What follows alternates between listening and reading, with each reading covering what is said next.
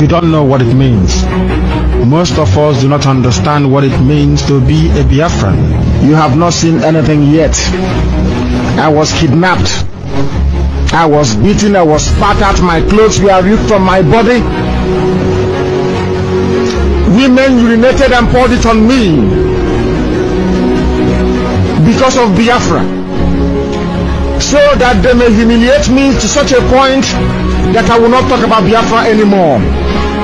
They videoed me where they were beating me, dragging me on the floor, tearing my clothes because I spoke the truth. That did not stop me from talking about Biafra. It did not stop me from taking Radio Biafra to Enugu. It did not stop me from broadcasting Radio Biafra from Nnewi.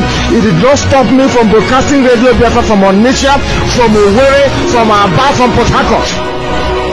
I am resolute. I don't retreat. Never. Nigeria has put me in detention before. Solitary confinement. It did not stop me from preaching Biafra. People must know who I am. I am destructively stubborn. You see, Biafra is going to come. Today is Twist Tuesday, and it's a moment for every Biafra, every lovers of Nnamdi Kanu to use their Twitter handle in hashtag Free Nnamdi Kanu. And whenever you feel so down, and whenever you keep asking yourself, will this struggle come in reality? Will this struggle comes to reality? Always remember this voice. Always go back to this video and play it over and over. Whenever you feel low, don't forget to play this video over and over. All I want you to do for me is to click Free Nnamdi Kanu on this comment section. This man sacrificed everything. This man was embarrassed. This man was disgraced. He was publicly disgraced, but he never allowed the shame to cover him.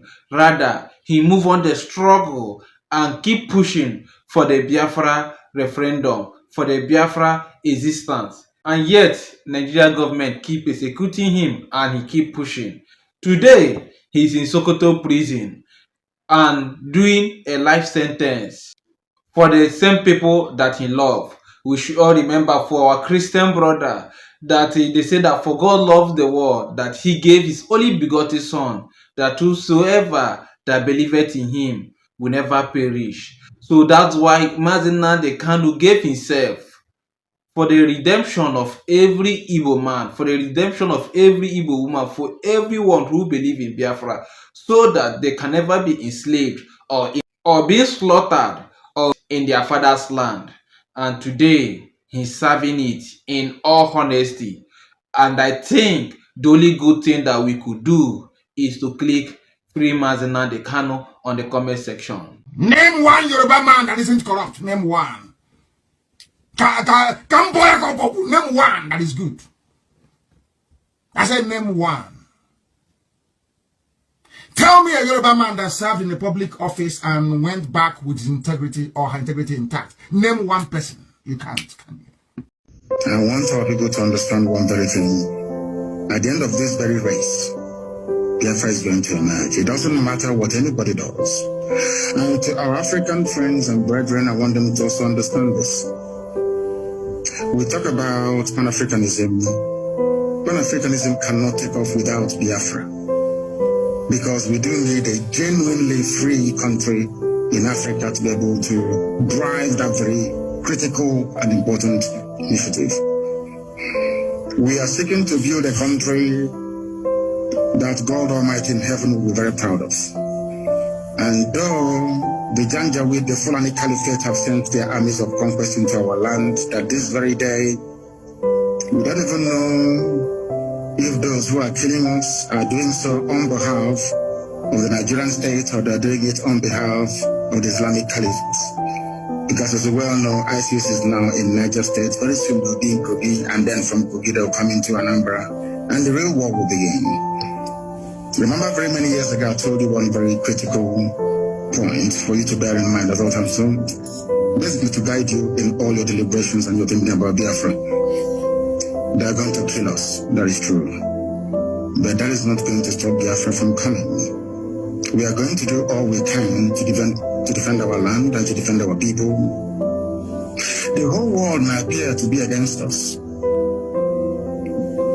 but we have done nothing wrong. That is the most frightening thing about this whole thing. If you ask the world, what did Biafra do wrong to you? Nobody can tell. Nobody can actually explain to you properly.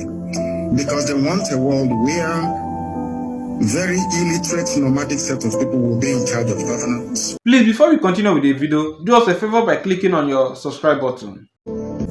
Where you have refineries and they're no longer working, where you produce oil and gas but still import kerosene and fuel for your cars, where they want to impoverish the people. For those who may not be acquainted, or should I say familiar with the book that one of our very good friends wrote in years gone by, Walter Rodney. He was at Dar es Salaam University where he was assassinated by the CIA very many years ago. Walter Rodney wrote a very compelling book called How Europe Underdeveloped Africa. What we are witnessing today is precisely what he was trying to explain to us. If you allow yourselves to be taken over by greed, by self-preservation and the trappings that you find in North America and in Europe and in Far East Asia, you will never ever develop your land. We are fighting for Biafra that we may restore our lost dignity. We are fighting for Biafra that black people all over the world may be set free at last. We are fighting for Biafra not that we may have or commence the building of a large empire, not at all. We are asking for a Biafra where we can live and die with a semblance of dignity. Because right now people are dying, but there isn't any dignity. We must stand very tall and very strong, resist our enemies. That thing that we are thinking now that is impossible to accomplish very soon, you will say it. Please, before we continue with the video, do us a favor by clicking on your subscribe button. We must remain resilient. We must remain devoted. We must remain unflappable. We are not going to retreat, not one iota. If at the end of this race there is only one Biafran man and one Biafran woman left, may they continue to expand. They killed us, 5 million of us, after the war. After the war in 1970, we had lost 5 million people. But then we are still the largest ethnic bloc anywhere in the entire Nigeria. Because God is faithful. And at this very critical time, this very Elohim that we worship is not going to abandon us. I'm not saying we're going to fold our hands in prayer and fasting alone. No. We are going to do what we have to do to ensure the survival of our race. An attempt has been made in the past to exterminate us. The British supported the killing and the mass slaughter of Biafrans because of crude oil and gas. That Ojukwu told Harold Wilson, we cannot give to you. This resource belongs to the people, and that was the end of it. Please, before we continue with the video, do us a favor by clicking on your subscribe button. And he said, because of that, we are going to kill you. And sadly, Britain is still doing something till this very day. A supposedly civilized and advanced country, aiding and abating the slaughter of an indigenous population because of oil and gas. Therefore, I'm asking all of you to remain very resolute, to remain very strong. Do not allow yourself to become distracted. We have almost won.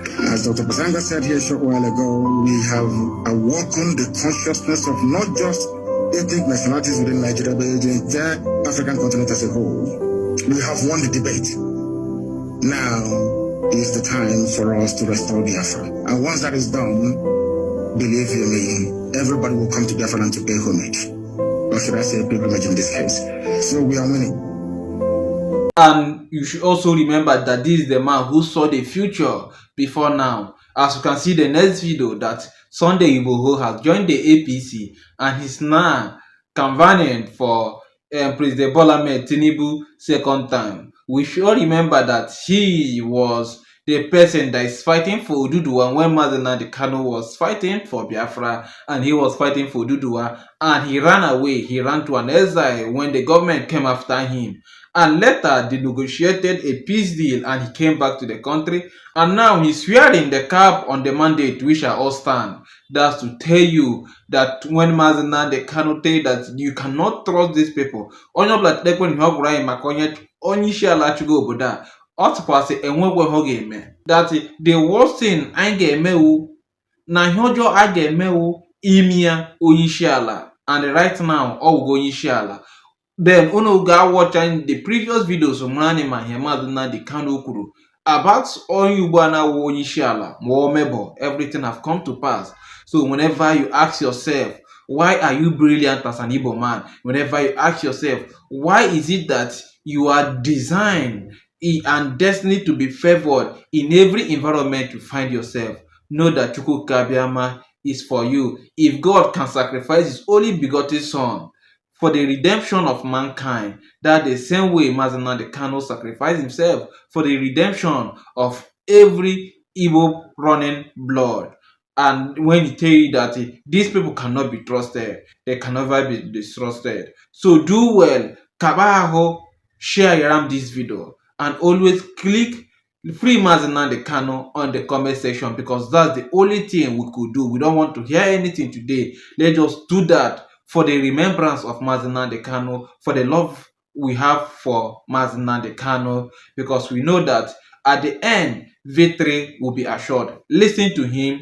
And if this is your first time coming across our channel, do us a favor by clicking on your subscribe button.